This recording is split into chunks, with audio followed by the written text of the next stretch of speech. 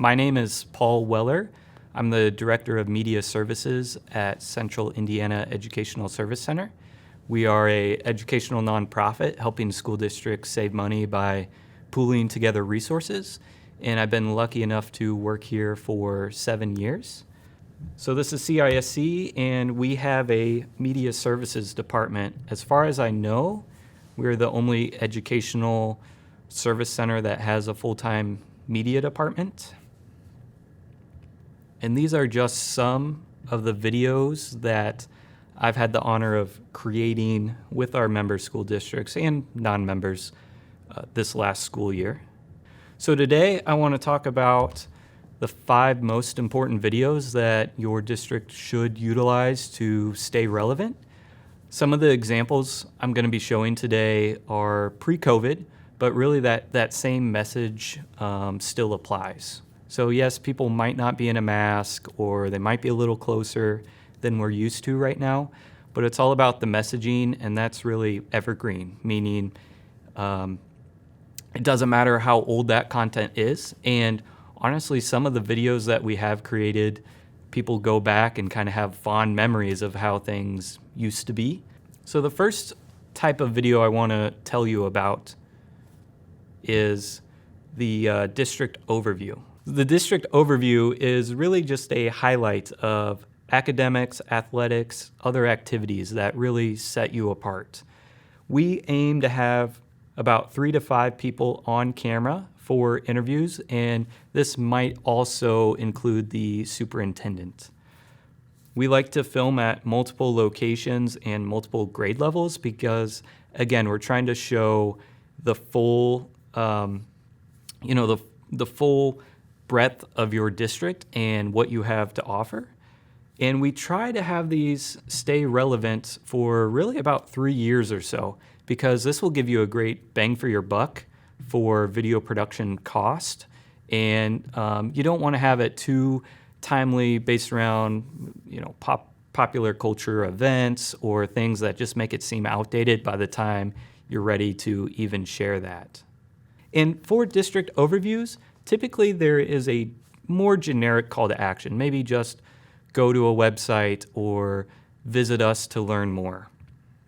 I'm going to show you 2 different videos, and these are from very different school districts. The first one, I'm going to show the full length. It's just under 3 minutes. This is something that we created for Jacksonville, and they have less than 830 students total. And again, this is kind of that overview, district, feel-good type of video. So let me switch over. Our schools were forged by generations of students who rolled up their sleeves and put in the work. They manufactured a rich legacy of pride and tradition.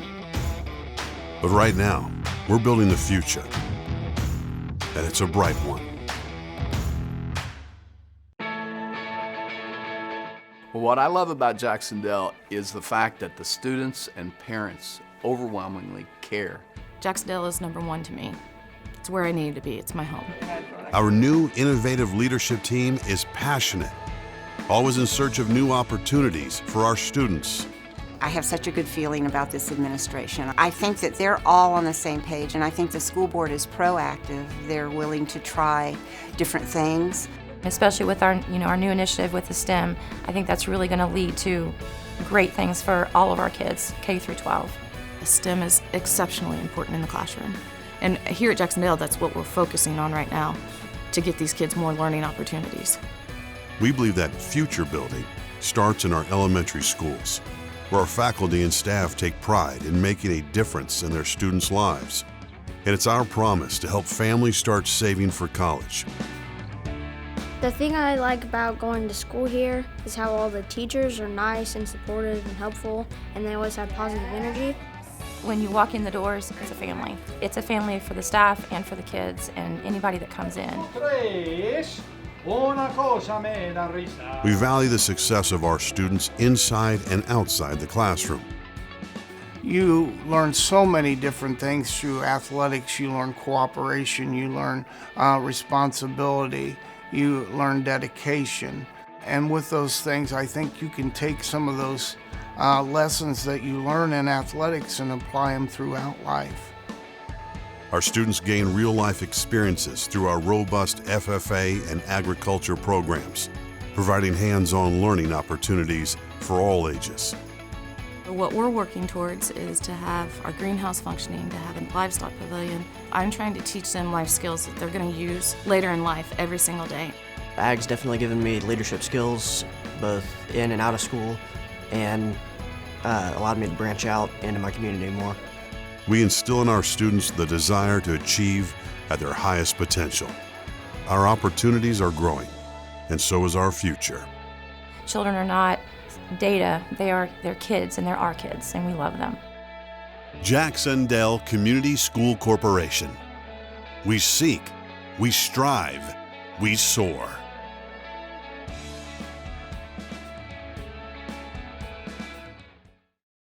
So that was a really unique video that we got to work with Jacksonville.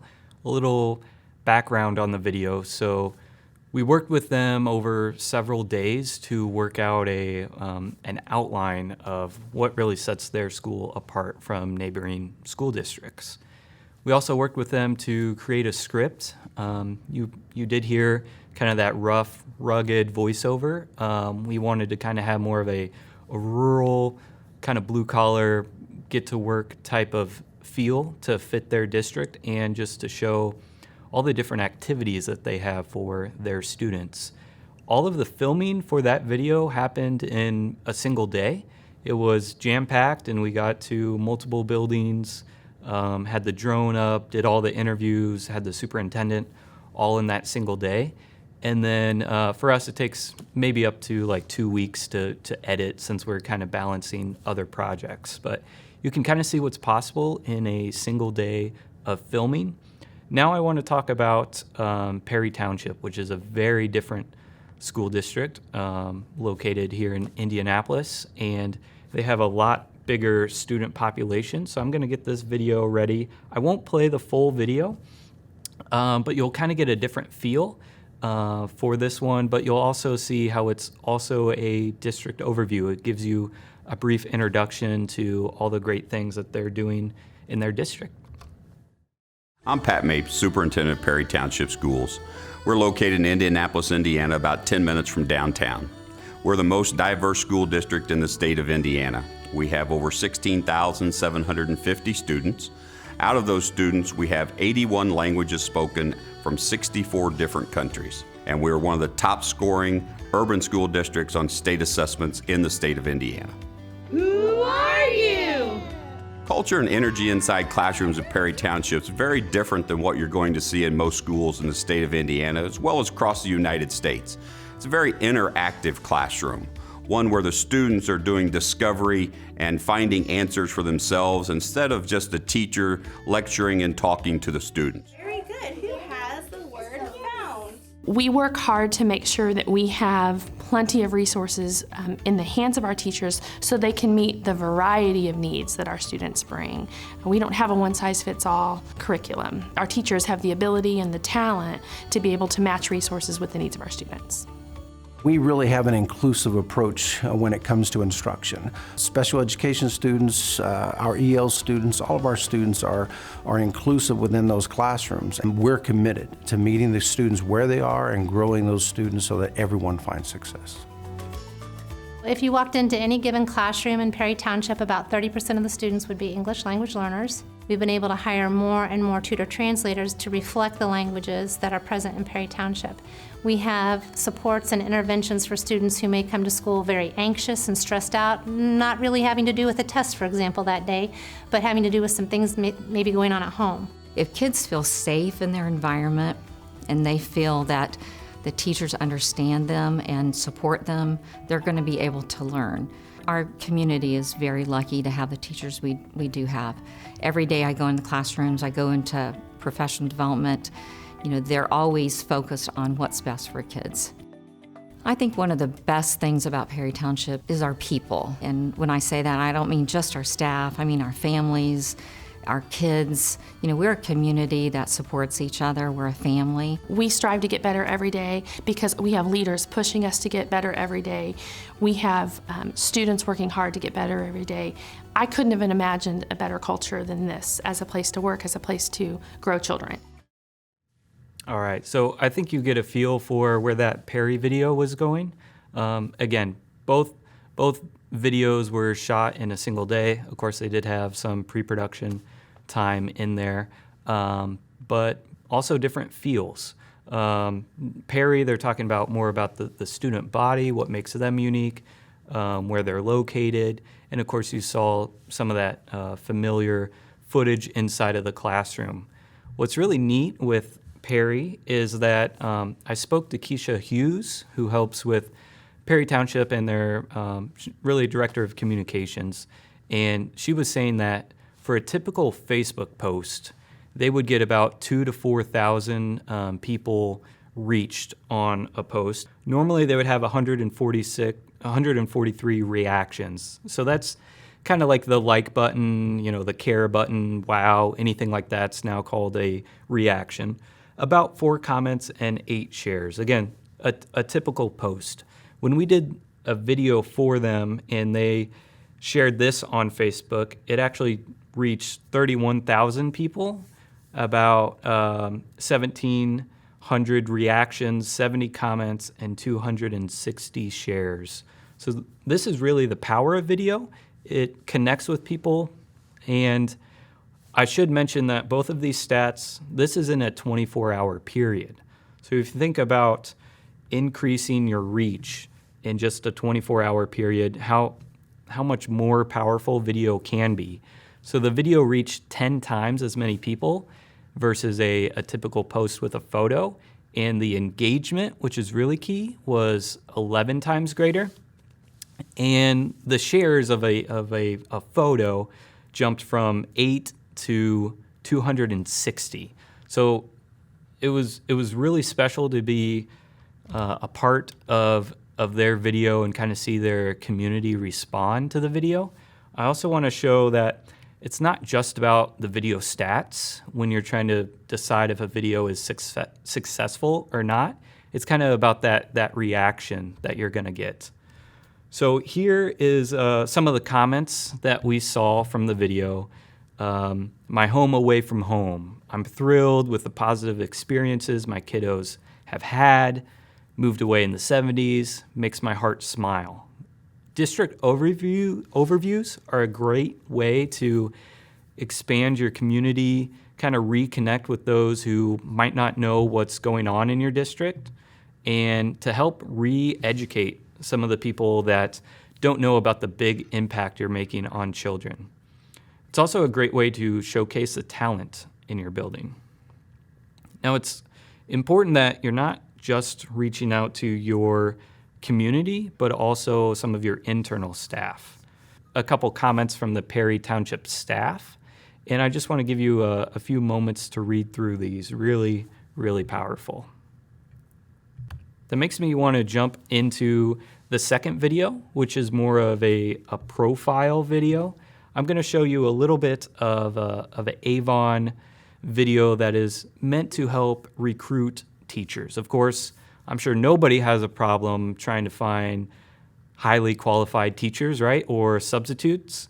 Well, this is a great way to let them get connected and help tell their story.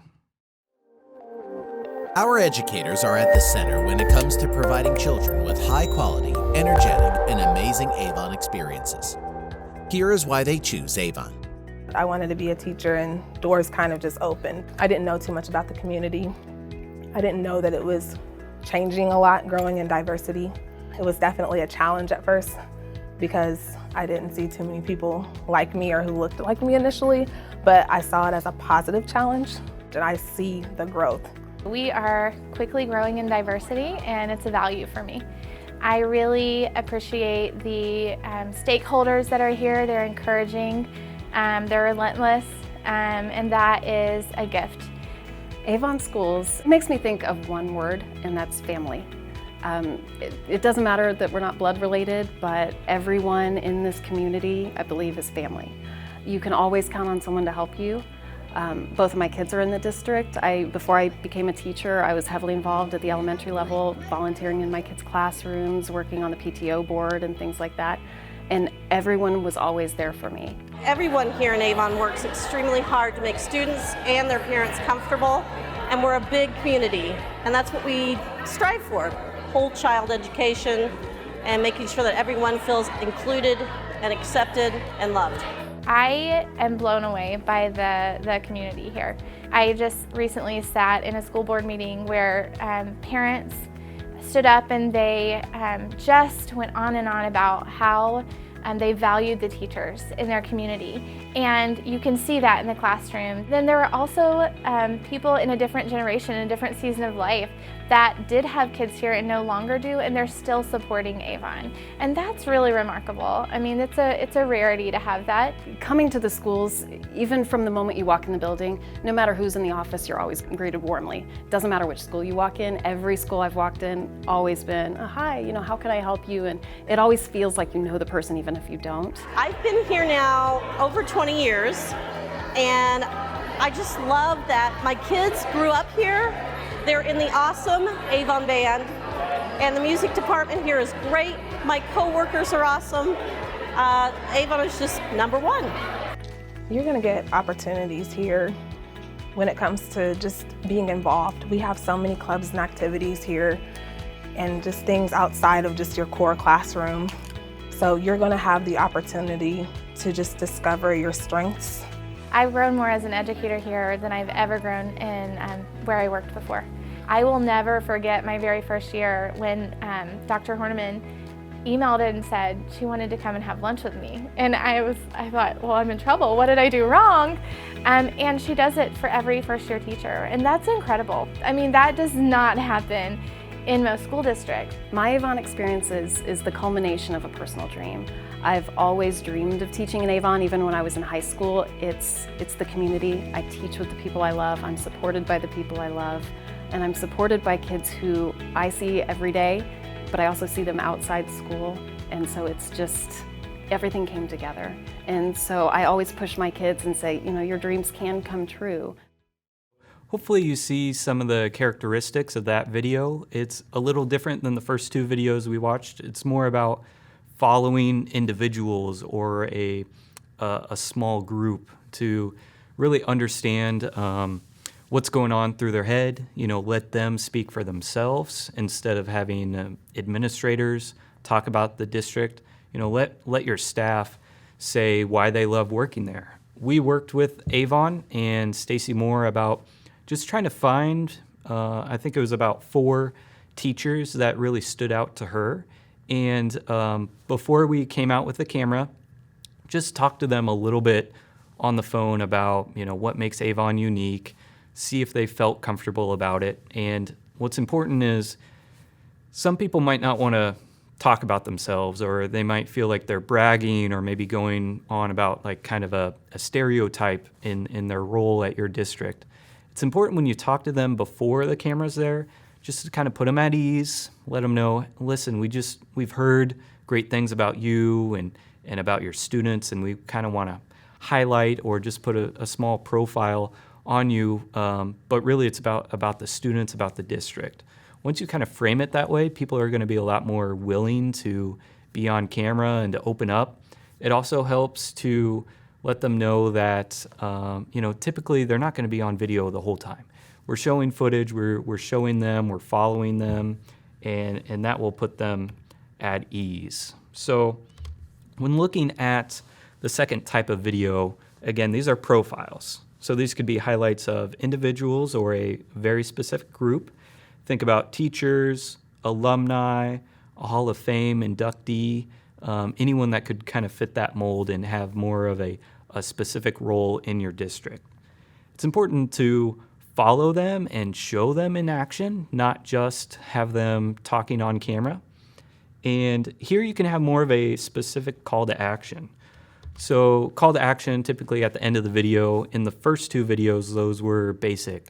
Check out our website, contact central office, enroll now. Maybe with teachers, with the teacher profile video, it's about, checking out our careers, going to our job page. If it's a video about some of your students, maybe it's directly enrolling them. Or we've also done projects on alumni, which this next video I'm going to play, it is a Speedway project. Again, I'll just kind of play the first half, and you'll see how this is a profile, but more about a single alumni. What's unique about this is, even though we talk to them and we're talking to this individual, it's about them, but they also talk about Speedway and their experience. And we've had a lot of success working with Speedway for these projects, and it can kind of hit different audiences in different ways. So for current students, it can show that, wow, if I go here, I can graduate and I can do anything and be anybody I want to be. For people that have graduated, it gives them a fond memory, and maybe there was a fellow student that they knew that we're profiling. And then also for the community that might only know this person as a business person or someone in the community, it kind of reconnects them to the school. So let me cut over and we will pull up this alumni profile.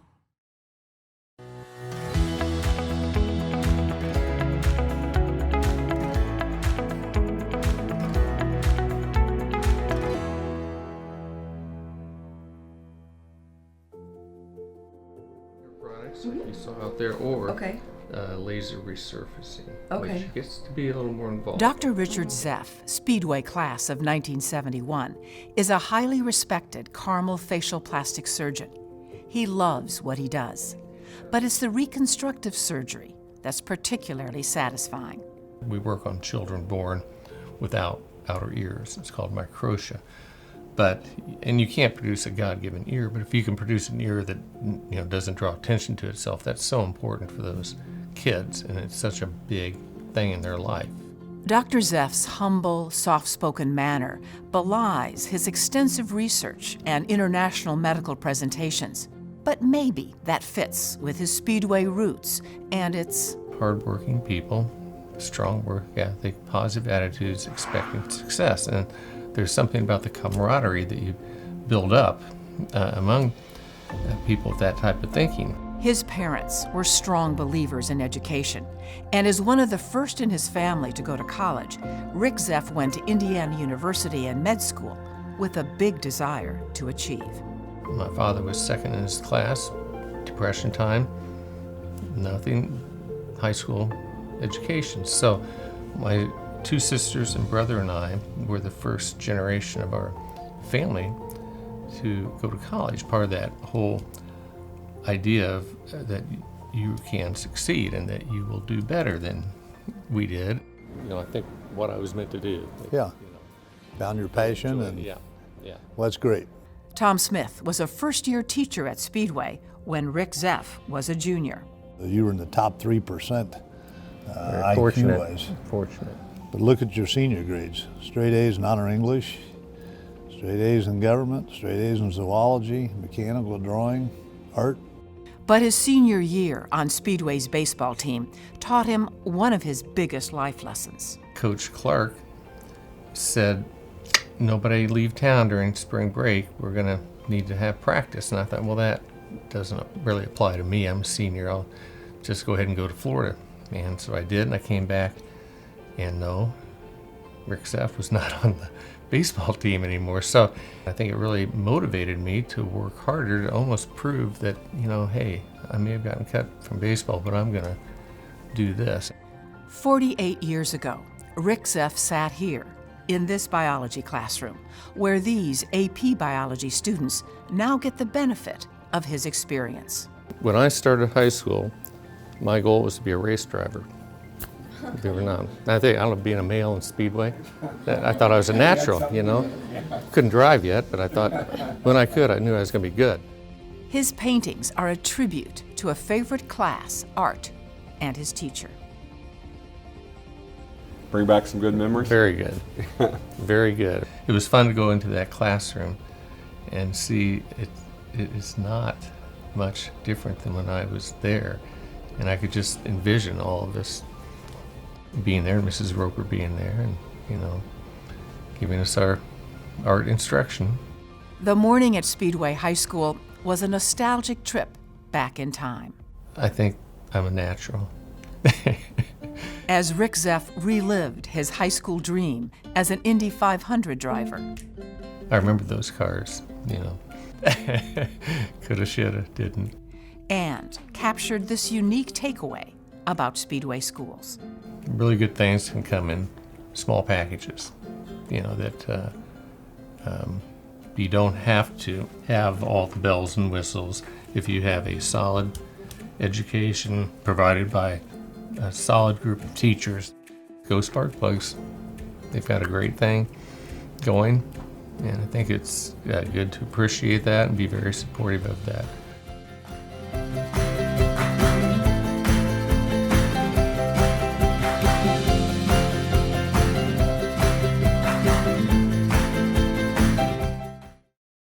Again, a really neat example. What's always fun about bringing alumni in is you can see he gets to talk to teachers that he had. He gets to walk through maybe some of those same art classes that he had when he was at Speedway. So you get a lot of different feelings, emotions coming through.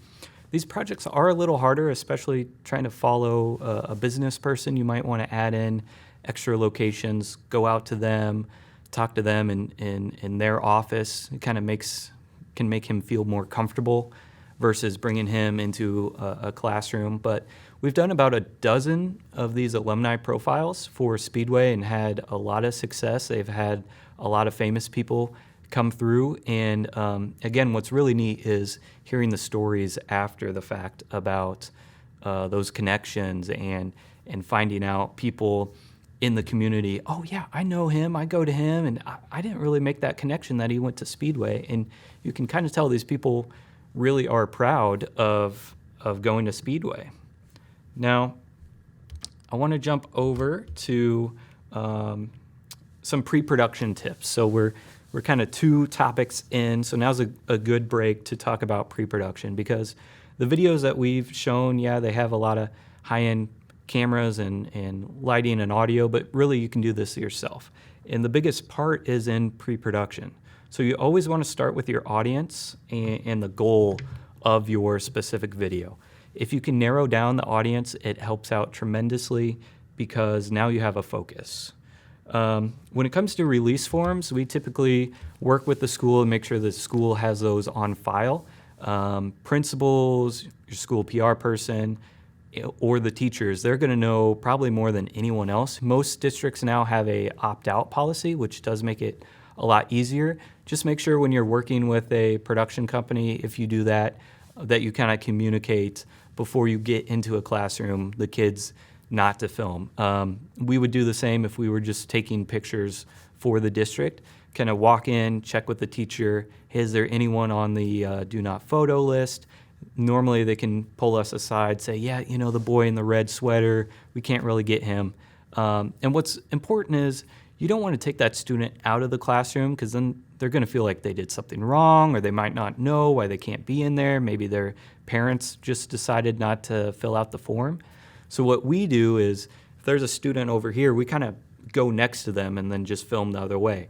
They're not missing out on any of the content in the class, and it's way better to go through the release form before you start filming versus as you're editing to try to see who you have to edit out or blur out. You want to think about your inspirations. Were there any videos that you saw that you love and that you want to recreate? You can also check out our next step document on media.ciesc.org. Basically, it just asks about the audience, who's going to be on camera, if you have a central theme or maybe a theme for the year that you want to try to match, and where you see the video going once you've completed it. And people get nervous about working on a script. What's important to know is just start with a basic outline. Maybe that's 3 or 4 bullet points. And then you break that down into more content. And then we can take that and work on a script. And when doing a script, you want to make sure that you read it out loud, because you might write it and it might sound great in your brain, but once you say it out loud, you know, you might stumble over a couple words and you'll just kind of write it more naturally to be listened to versus just read in your head. And then also think about the distribution before you get the camera out. So where's it going to go? YouTube, Vimeo, Facebook, Instagram. There's more and more schools that want to create content for Snapchat and Instagram stories.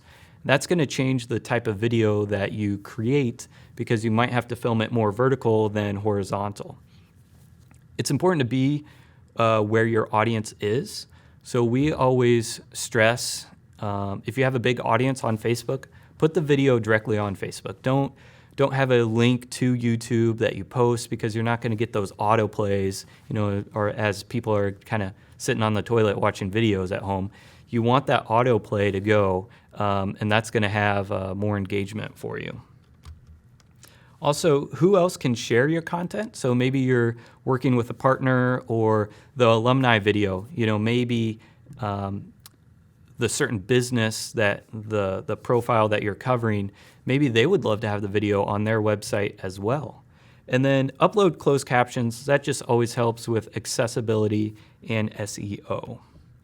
So the next video we did was we worked with MSD of Martinsville, and they had a 6-page document covering steps for their free and reduced lunch program. So they were trying to get more people to sign up, and I don't know about you, but if I see 6 pages of a PDF that looks as complicated as this, I might get a little scared. So what we did is we took some of this content and we broke it down into a 2-minute video, and this is an animated video. So this brings up kind of topic number 3, which is more of that informational content. So we'll watch a little bit of this. Yes, it's animated, but know that you could easily create this just in PowerPoint, just making simple slides. You could do a screen record where you show yourself clicking on certain buttons, and it will have the same effect. Did you know that when you apply for free or reduced meals, that not only are you helping us provide nutritious meals for your child, you're also helping support your school?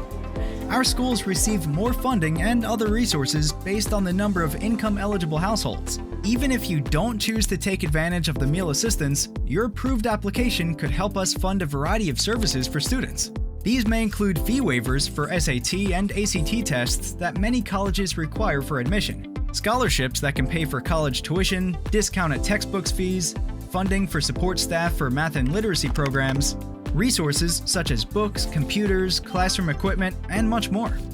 The application process is easy, and we encourage you to apply now. Visit msdofmartinsville.org.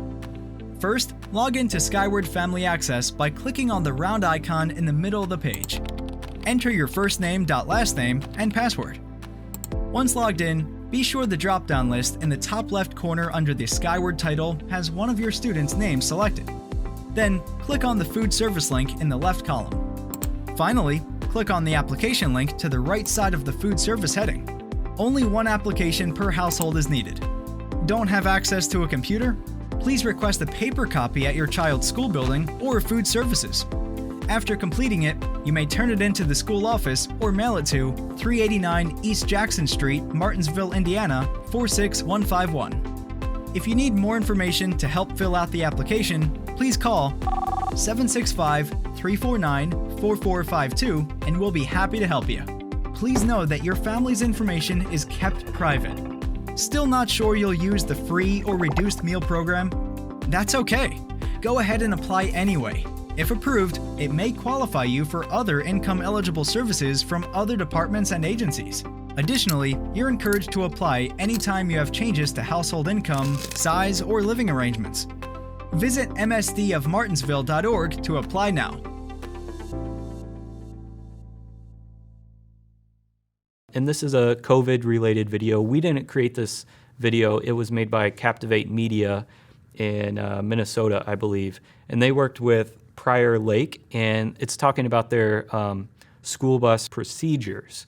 Again, this is animated, but you could recreate this for yourself just using PowerPoint.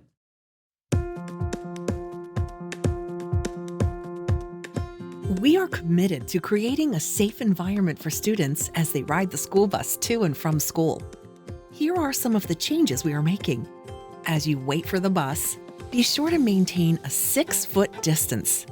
If your face covering isn't on, make sure you have it ready. Face coverings are required unless you have an exemption. The bus driver will also be wearing a face covering and will have a few extra face coverings on hand in case you forget yours. As you board the bus in the morning, walk toward the back. We want to load the bus from back to front to limit the number of students passing by others. Bus seats can typically hold 3 students. When schools start, you'll notice an X on each seat near the aisle. Seating will now be limited to 2 students per seat, with no one sitting near the aisle.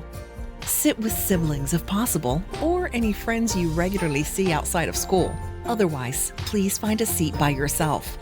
Please remain in the seat you choose for the duration of the bus ride. When you arrive at school, students sitting near the front of the bus will get off first. At the end of the school day, please load the bus from the back to the front. In elementary school, older students should sit in the back of the bus and younger students should sit toward the front.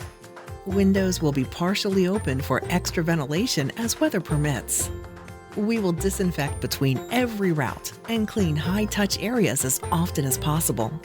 These changes are new for all of us and will take some time to get used to. Our goal is to provide a safe environment for all students as they ride the bus to and from school. If you have any questions, please visit our website.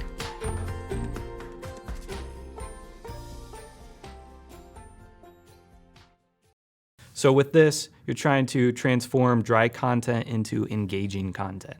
Again, you want to show and not tell. Now, you can tell if you have voiceover, of course, but you really want to show them where to click, where to go, not to sit in the aisle for the bus video. Here, your audience can be more specific, and really each video you create will solve one problem. So you don't want to have it a big, wide amount of content like a district overview. Here you want to just solve one problem at a time. And with that, you might need different versions.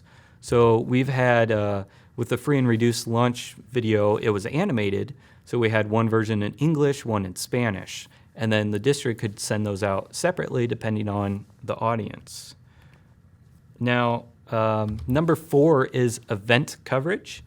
So really here you can cover a lot of different types of events, and this is really popular now during COVID. So we can do live events, or you could do it with your phone as well. So here you could possibly stream to YouTube, Facebook, directly to your website, and typically you're going to have multiple cameras to cover the event.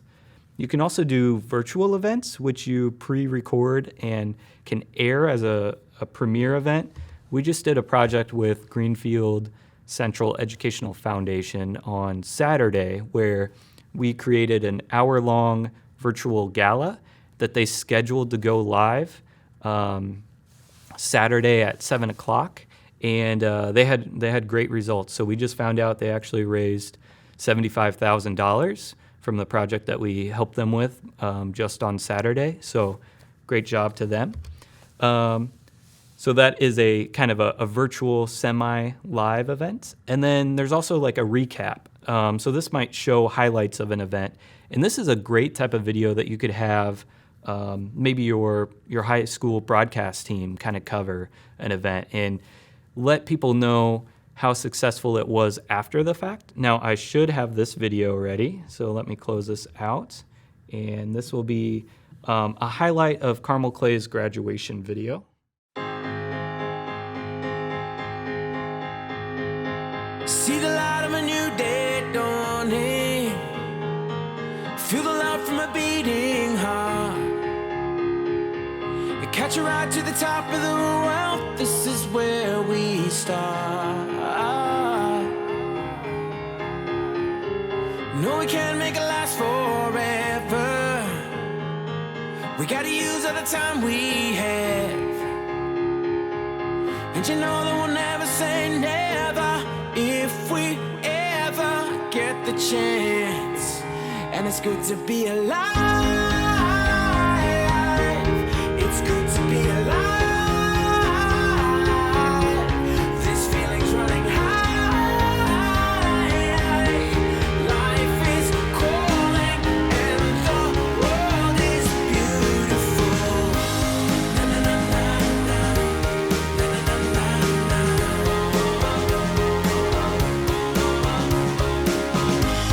Na na na na na.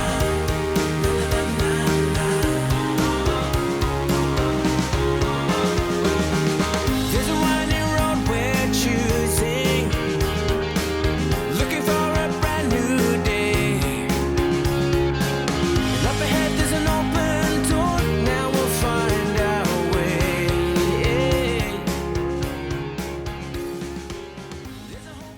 Now I'm going to jump in and talk while the video is playing because it's really just set to a music track. I just want to make sure we have time for questions. For live events, you could do professional development, maybe very specific training, graduation ceremonies, of course. You can stream these to social media platforms and or directly to your website. And again, typically there's multiple cameras and multiple microphones to cover a actual live event. The key for live events is to test out your equipment, your software, and know the order of events. But with phones and Facebook and YouTube Live, really it's way easier than ever to do a live event and to have it, have a successful broadcast. The price to enter has really dropped. Now the virtual events are extremely popular, and that's any event that could have been live in person but can be pre-recorded. And then of course they can air as a premiere video, I would say. I told you about Greenfield Central. We've also done Westfield Washington's graduation last year as an event. And one thing to think about is upcoming Veterans Day programs that maybe you would have had in person. And of course, that's an audience that you wouldn't want to have a lot of contact with right now, to be mindful of. So that could be a virtual presentation that you do. Now, and you can stream on either platform. YouTube and Facebook are extremely popular, and viewers with this semi-live event can pause the stream, but they can't really go forward. So it kind of gives that feeling of them joining and them tuning in, which is really helpful. And also on YouTube and Facebook, you can enable comments so people can be more interactive. And then after a semi-live or a live event, typically that video gets converted into more of an on-demand video. So just trying to have fun with people and possibly have your students create content. This could be a lip dub video. This could be really anything that comes from them and they can create. It just helps make the video seem a little less formal and really gives them some buy-in.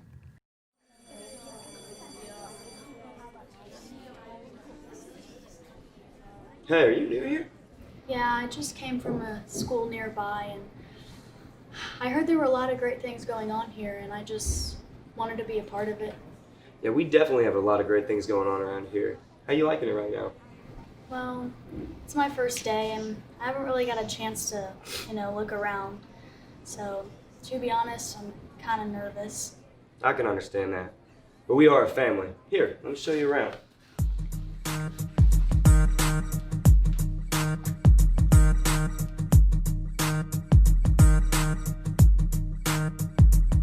She rattled the ice in my plastic cup.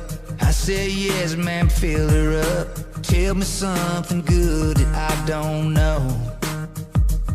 'Cause this world's been kicking my behind. Life ain't been a friend of mine. Lately I've been feeling kinda low.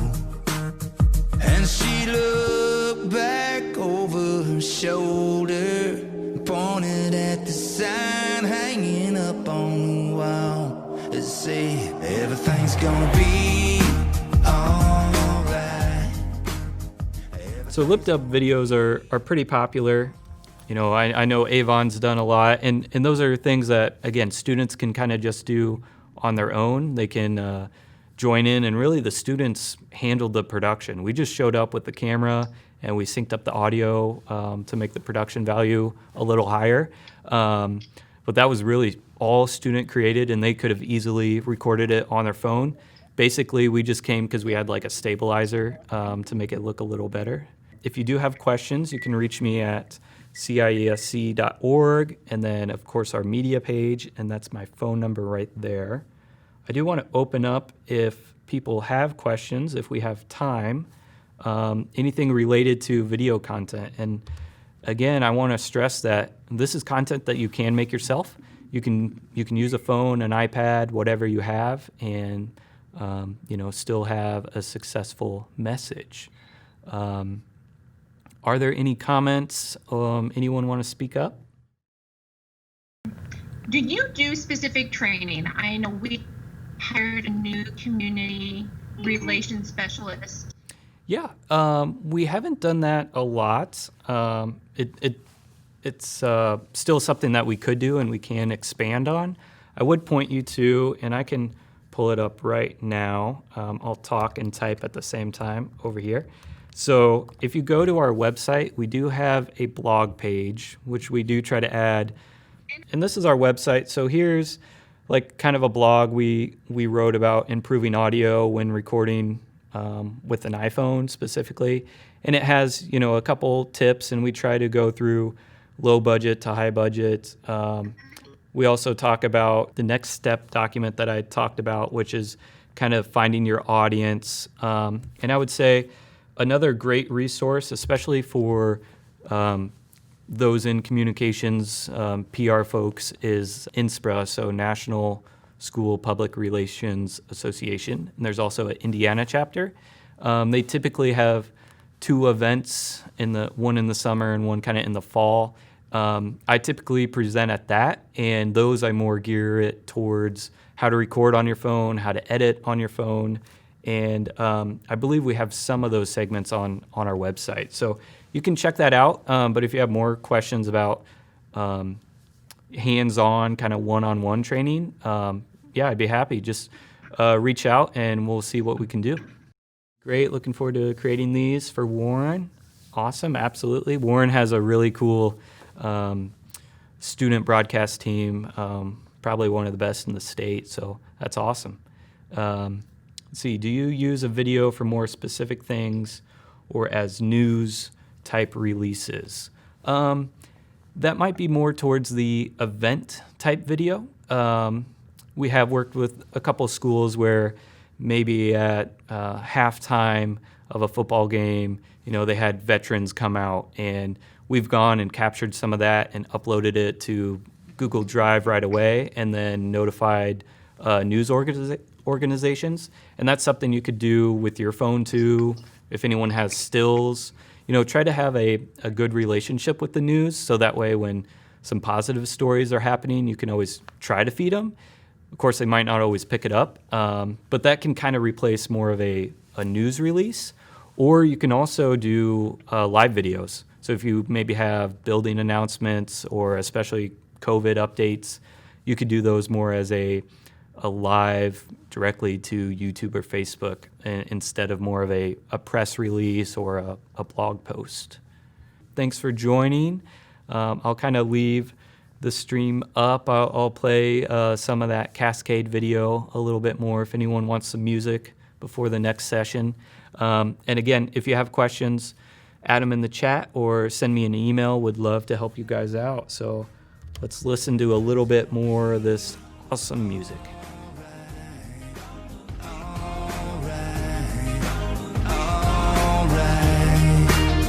Everything's gonna be